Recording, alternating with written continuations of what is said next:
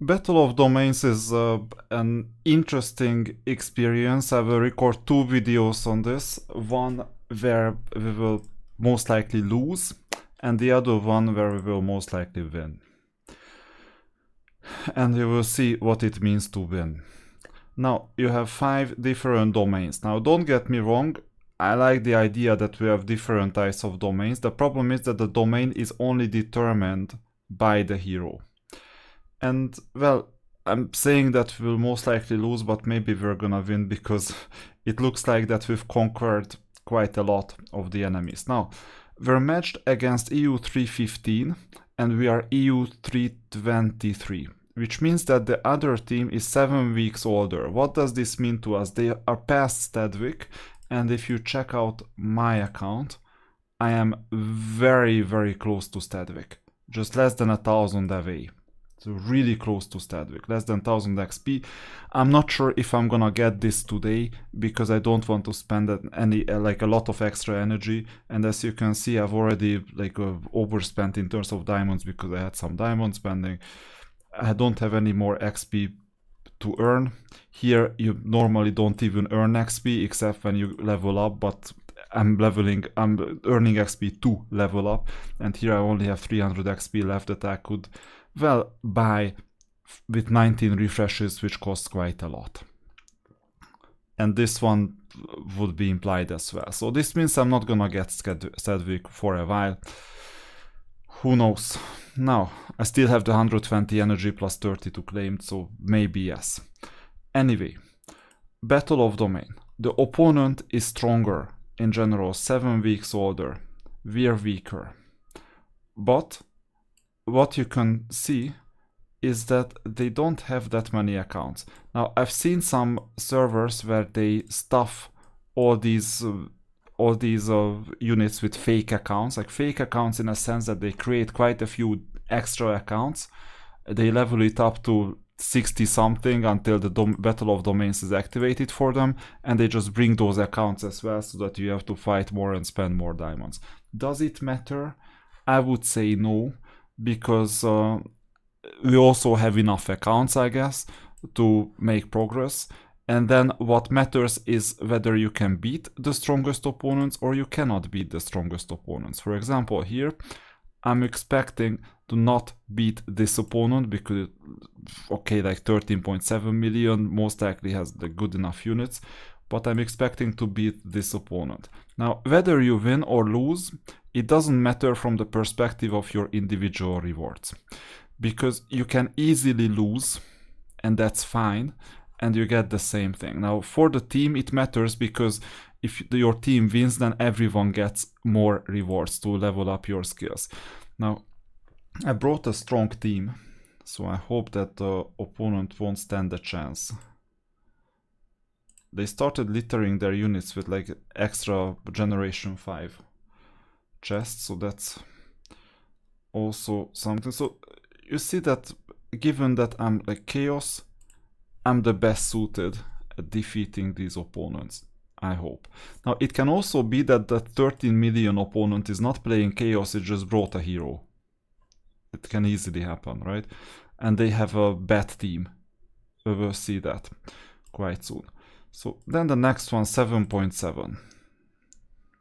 I think you have 4 battles for free.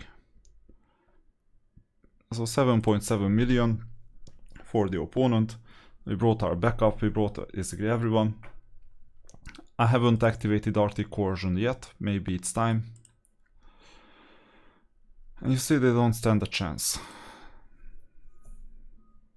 And you need to defeat every opponent twice. Now, if you lose, in that case, a debuff is applied on the opponent, but unfortunately those debuffs are not meaningful enough to make a significant difference. Small difference maybe. Now, there you can also have some suicide accounts that qualify for Battle of Domains and just weaken those opponents. That's absolutely fine, not a problem. And now from now onwards, first extra battle 20 diamonds, second also 20 diamonds because this is cumulative, so 20 times 2 is 40. But the third one costs you 40, so I'm expecting 80 to show up. Fourth one 120 in total, so also like 40. And then the fifth and sixth battles are 60 each. and then 80 each, and then from then onwards 100 each, but then 120, you see, and then 160, and then 200, and it seems like from then onwards 200 is the norm. You need to find a speed spot for yourself, so like 2 times 20 are definitely worth it. The 2 times 40 you can argue they are worth it. The 2 times 60, if it's new to you, then it's worth it. If it's not new anymore, then diminishing returns, so it's not worth it. But some people do all the way to 100. So I'll purchase these 2 attempts, and then I'll battle either Pepe or someone else. Well, MD, I'll battle MD. Why? Because if I cannot even defeat MD, then why would I hope that I would be able to defeat someone else, right? But it looks like these opponents are quite easy because they are not playing Chaos that much. They just brought this hero along with some verse units, because you can bring this hero with an order unit and you qualify as a Chaos team. That's the weirdness of this whole situation that we're in.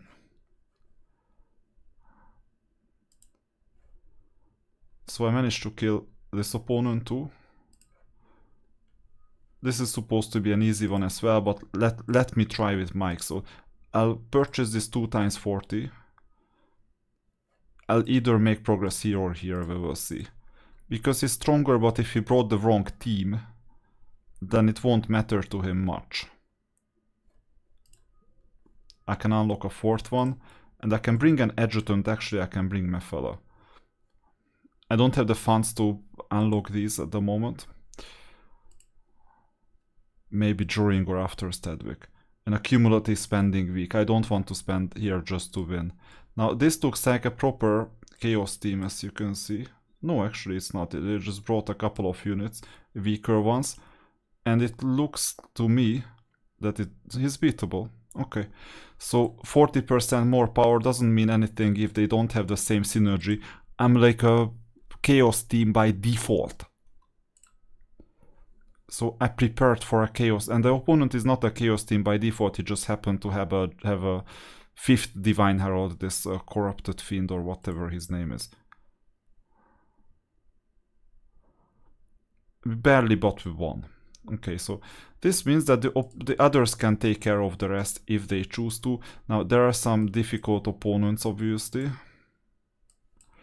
But I think this could be difficult too, but I think that we should be fine. First of all, the opponent hasn't even started playing, but more importantly, I have my defense, and my defense is not gonna be beatable for the opponent, most likely, because they brought the best team that they could. Okay, maybe their primary team with a Chaos hero, maybe they could beat it. Or maybe they could debuff me, and it barely helps just a bit to them. So you see, you check back at the end of the day, and you figure out what this conquered percentage means. If there is just a little extra, then you push. And you tell your guildmates to push as well in the evening. It's easy because Saturday is Holy City Day. So then you push. I don't have hopes of beating everyone, especially this one opponent. It's gonna be difficult. I don't know what they have, but it's gonna be difficult. Okay, this is how you play, this is how you reason, and if you have some alt accounts that are like really like low in power, I'm not sure you can bring them for deterrence, but it won't count. And you know why it's problematic? You give your opponent the opportunity to outscore you. What do I mean by that? Imagine that your defense consists of 2 units in total, okay? So each fight, given that the 2 units have 2 health each fight gives you 25% advancement in the Conquered or Breached, right? So you don't bring in any alt accounts that are weak, that are defeatable just to drain the opponent's diamond stash down. You don't bring any. So this means that when your opponent can kill 1 out of 2 units because the second one is stronger, just like on this screen, in that case they can advance 50% in total. which is quite a low percentage if you think about it. However, if the opponent brought one alt account, then it would cost my team 2 times 20 diamonds, let's put it this way, or like more accounts, to kill that alt account that is super weak, because anyone can do that. And in that case, just imagine what is my completion percentage gonna be. So 4 out of 6 in that case, because you kill the weaker one, you kill the old account, but you alternative account, that's the alt account, but you cannot do anything with this unit. In that case, your completion percentage is 67% or 66%, depending on whether you truncate or round. So this means that I put in the same effort, I have the same strength, and I need to fight 2 more battles for this. But one has 50%, other has 67%. And think about it, what this means. You give the opponent the opportunity to win if you have a mutual stalemate, which means that you cannot get to the very end. And in this case, I'm suspecting that we cannot get to the very end because no one will be able to defeat this from my guild. But this is the only unit. If we badly wanted to win, then we would kill everyone basically, and we would get to a breach percentage of like 94-93%.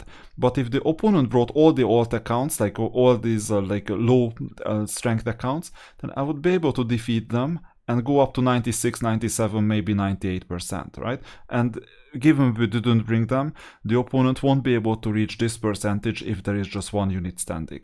This is why I don't recommend bringing those extra accounts. A lot of people do it. I think it's a bad strategy.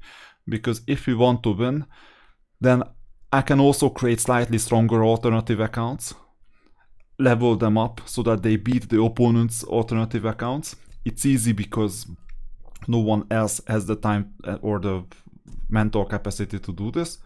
And then I use my own alt accounts to defeat the enemy's alt accounts.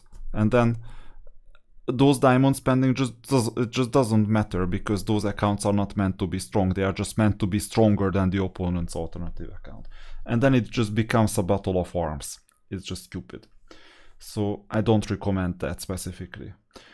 And you won't see the very end when we go all the way to the emissary. If I find myself in a situation like that, I'll record it.